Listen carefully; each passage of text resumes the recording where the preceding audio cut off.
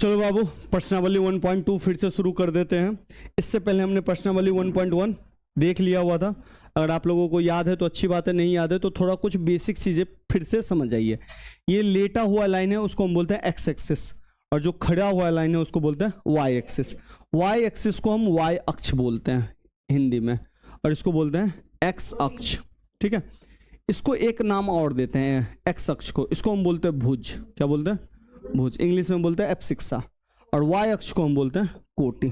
ठीक है, अब एक चीज़ आप ध्यान रखिएगा कि ये लाइन है, इस पे एक्स अक्ष का 0 है तो ये 0 हो गया। फिर 0 से इधर गिनती बढ़ेगा तो 1 2 3 4 इस तरह से बढ़ता जाएगा। फिर इधर 0 से इधर क्या होगा? माइनस में, -1 -2 -3 -4 सब इक्वल डिस्टेंस में होगा। ठीक है, इसी तरह वाई एक्सिस का भी 0 यहीं पे। ठीक है, तो इस पॉइंट को हम क्या बोलेंगे? 0 0। ठीक है, तो ये क्या हो गया? 1 2 3 4 5। फिर नीचे जाएंगे तो -1 -2 -3 -4 इस तरह से बढ़ता जाएगा। ठीक है, अब ध्यान से देखिए, ये जो 0 0 आया ना बाबू, इसको हम बोलते हैं मूल बिंदु। क्या बोलते हैं? मूल बिंदु। मूल बिंदु बोलो, या इंग्लिश में ओरिजिन भी बोल देते हैं इसको। ठीक है, अब एक चीज और ध्यान देखो, यहाँ पे 0 0 है, पहले x है और y है, तो जब भी हम निर्देशांक ज्यामिति पढ़ेंगे तो हमेशा पहले x लिखेंगे फिर क्या लिखेंगे?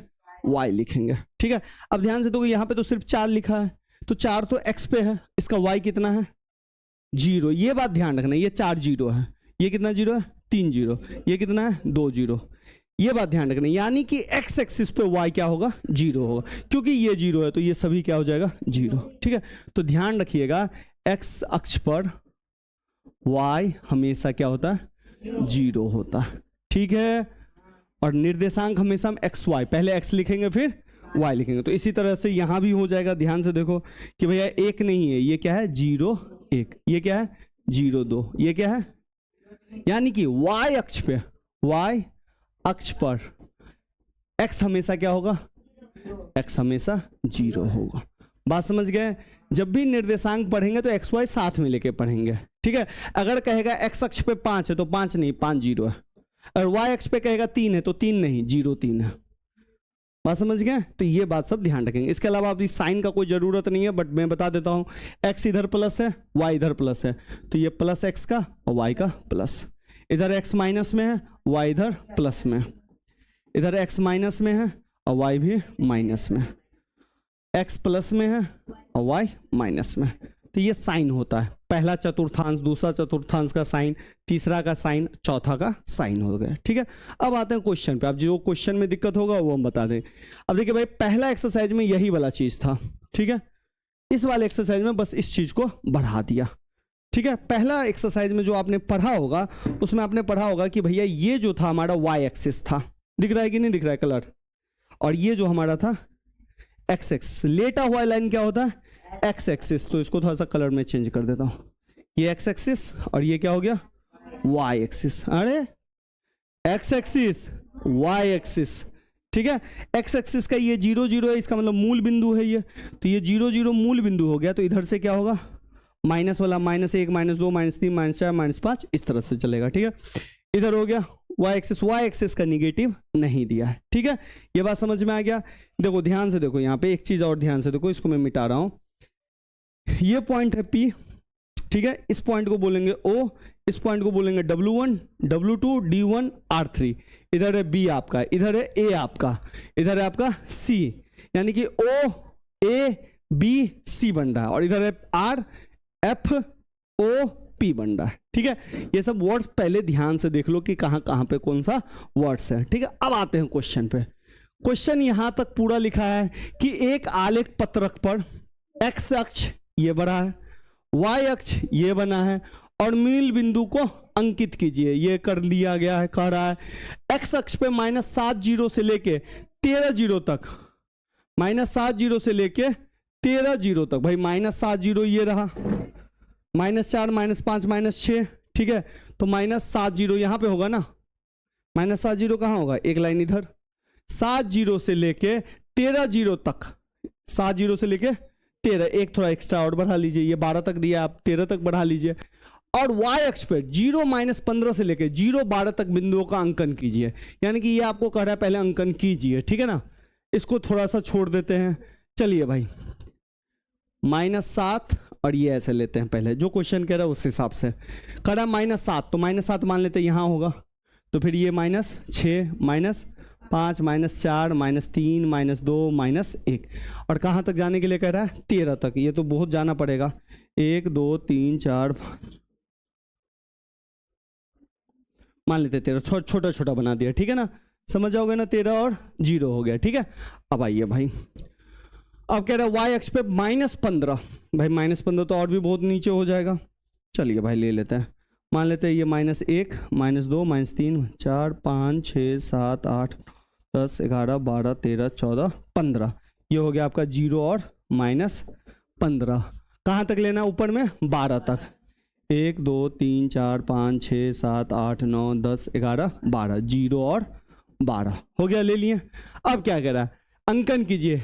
1 सेंटीमीटर 1 इकाई का पैमाना है, यानी कि ये जितना जितना है ना 1 सेंटीमीटर ही लेना है, ठीक है।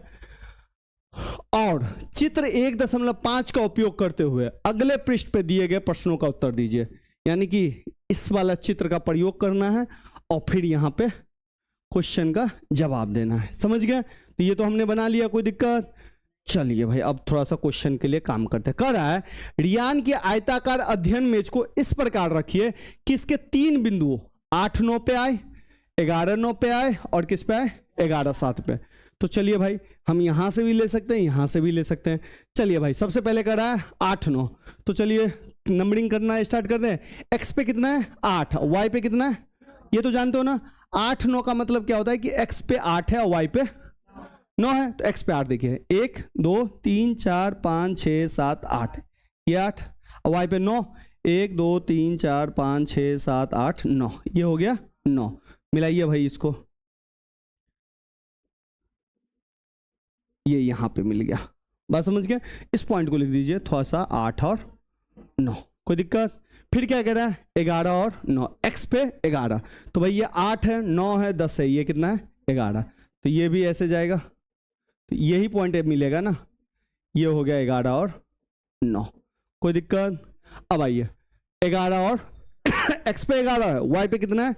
7, तो भाई 9 के नीचे कितना होगा? 8 और उसके नीचे 7, तो 11 और 7 बोला है ना, तो 11 7 कहाँ जाएगा?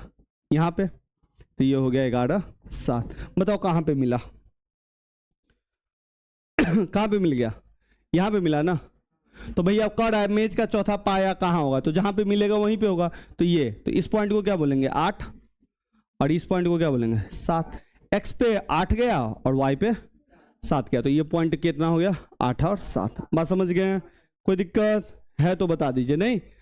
अब आइए भाई, क्या मेज के लिए एक सही स्थान है? तो हाँ भाई, मेज के लिए एक सही स्थान है, क्योंकि 8 से इधर वाला सारा जगह क्या है? खाली है। इधर अगर मेज रखता तो रखा पाता? नहीं। बेड के ऊपर मेज रखोगे? नहीं। तो भैया इधर से इधर सारा स्थान खाली है, तो मेरा स्थान भी इधर से बन रहा है, 8 के बाद ही बना है, कोई दिक्कत नहीं। तो मेज के लिए ये सही स्थान है या नहीं है? हाँ है, मेज का सही स्थान, ठीक है। अब क्या कह रहा है? मेज की चौड़ाई क्या है? तो मेज की चौड़ाई किसको कहते हैं? इसको कहते हैं चौड़ाई।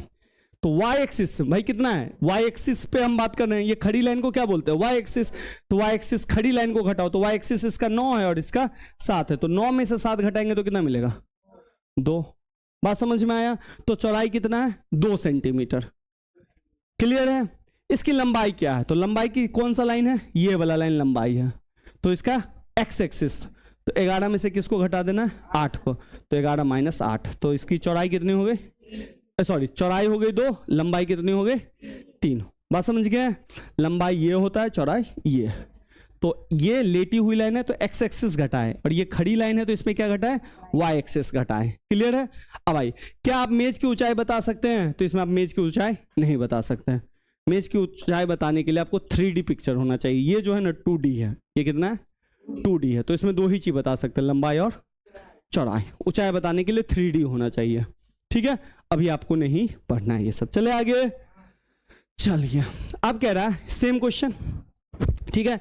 यदि स्नानागिरी के द्वार पे कब्जा B1 पर है, इसी पिक्चर का यूज कर लेते हैं, और यह शयन कक्ष की ओर खुलता है। तो B1 कहाँ है? तो भैया ये स्नानागृह है, नहाने वहाने वाला, और ये सोने वाला। B1 भाई दरवाजा है, ये B1 यहाँ पे है, ठीक है। और यह शयन कक्ष की ओर खुलता है, यानी कि ये B1 दरवाजा किधर, इधर से सोने वाले की ओर खुलता है, ठीक है। तो क्या यह अलमारी से टकराएगा? तो भैया दरवाजा B1 से लेके कहां तक है? B2 तक, ठीक है। B2 का पॉइंट है 0 और 4। 0 4 क्यों? क्योंकि खड़ी लाइन है, याद है। और इसको क्या बोल देंगे? 0 और 1.5, यही बोलेंगे। तो दरवाजे का चौड़ाई क्या है? दरवाजे की चौड़ाई, तो दरवाजे की चौड़ाई को हम y एक्सिस को घटाते हैं ना। चौड़ाई तो यहाँ पे खड़ी लाइन है, तो y एक्सिस कितना है? 4 में से किसको घटाएंगे? 1.5 को। तो दरवाजे की चौड़ाई कितनी है? 2.5 है, 2.5। अब एक बात मुझे ये बताओ, क्या मैं इस दरवाजा को खोलूंगा तो क्या ये अलमारी से टकराएगा? तो देखो दरवाजे का चौड़ाई कितना है? 2.5, ये 2.5 है। ये अगर 2.5 खुलबो करेगा तो यहां से लेके यहां तक लेंथ कितना है? 3। तो क्या ये वाला दरवाजा इसमें टच करेगा? नहीं होगा, नहीं होगा ना। तो लिख दीजिएगा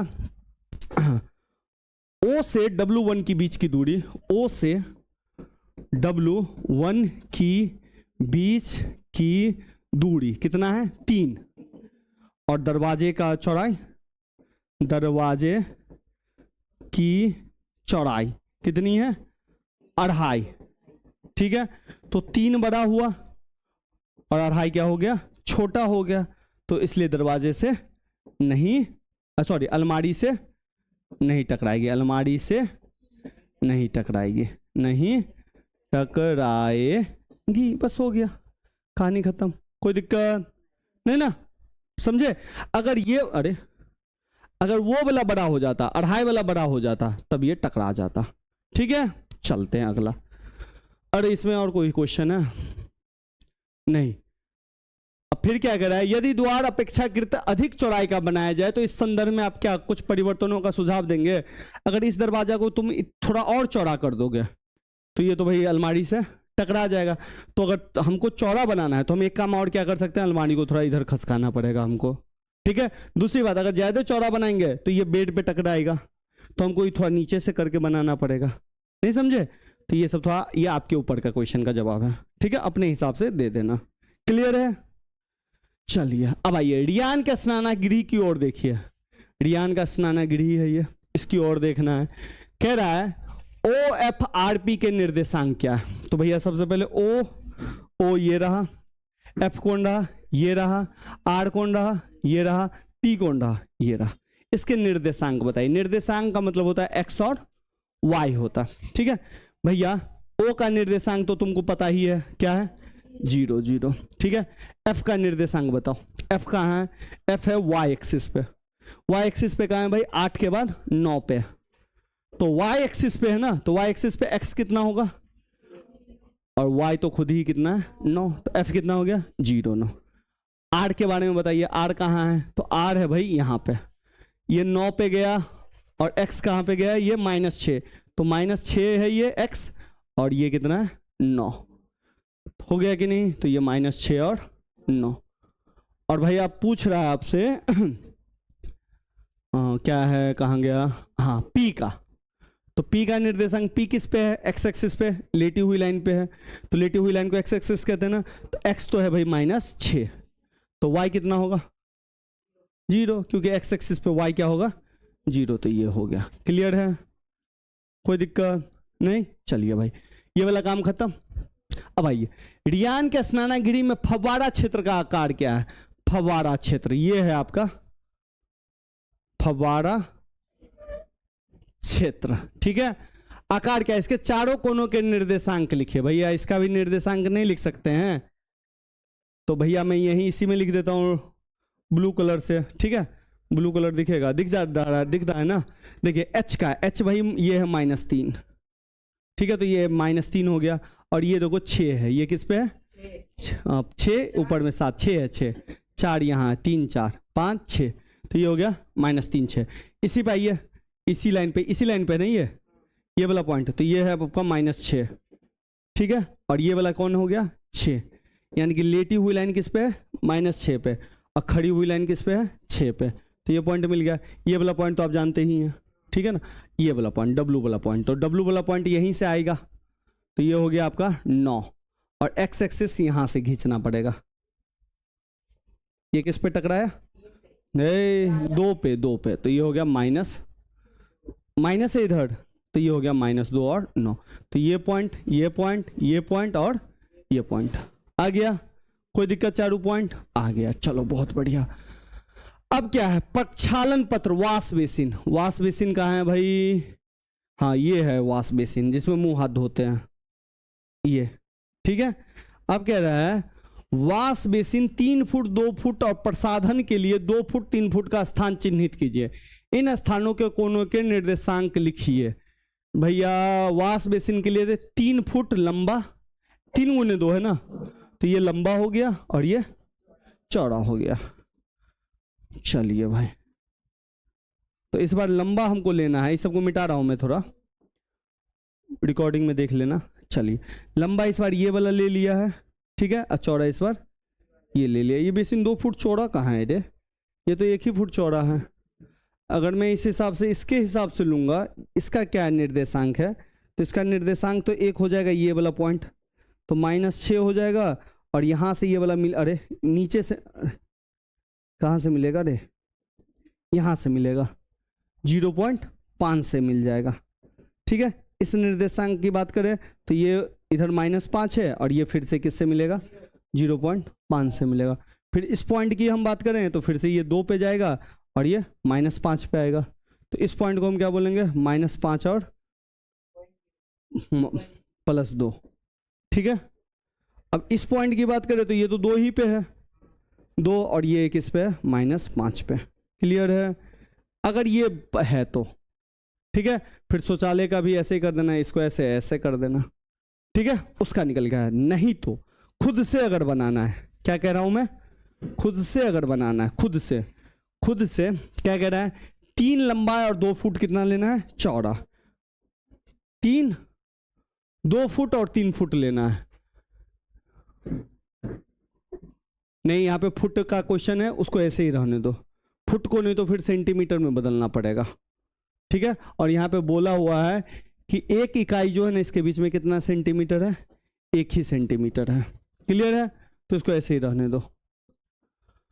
अब आओ, घर के अन्य कमरे। रियान कमरे के प्रवेश द्वार तक भोजन कक्ष से होकर जाता है। अब भोजन कक्ष कहाँ है भाई, नहीं पता चल रहा है। जिसकी लंबाई कितनी फुट है, 18 फुट, और चौड़ाई कितनी है, 15 फुट, ठीक है। भोजन कक्ष की लंबाई बिंदु P से लेकर A तक है। बिंदु P से लेकर कहां तक है, A तक, ये रहा, ठीक है। हाँ 18 ही है इसका मतलब। तो अगर इस हिसाब से अगर हम ले, अच्छा अगर इस हिसाब से इस क्वेश्चन को करते हैं, फिर थोड़ा सा बैक वाले क्वेश्चन पे चलेंगे। यहां से लेके यहां तक की लंबाई कितनी है, 12, और यहां से यहां तक की लंबाई कितनी है, 6 पे है। कितना है, 6। तो भाई है -6, लेकिन लंबाई तो 6 ही होगा ना, तो पूरा हो गया 12 6 18। तो यहां से यहां तक कितना हो गया, 18। भोजन कक्ष की लंबाई इतने तक है। भोजन कक्ष का रेखा चित्र खींचिए और इसके कोनों के निर्देशांक को अंकित कीजिए। यानी कि कह रहा है लंबाई 18 फीट, इसकी लंबाई 18 फुट और चौड़ाई 15 फुट है, ठीक है।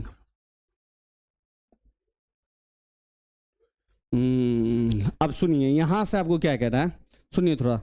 P, ये वाला पॉइंट को मैं यहां लिख रहा हूं, P O A को, ये P है, ये O है, और ये कितना है, A है।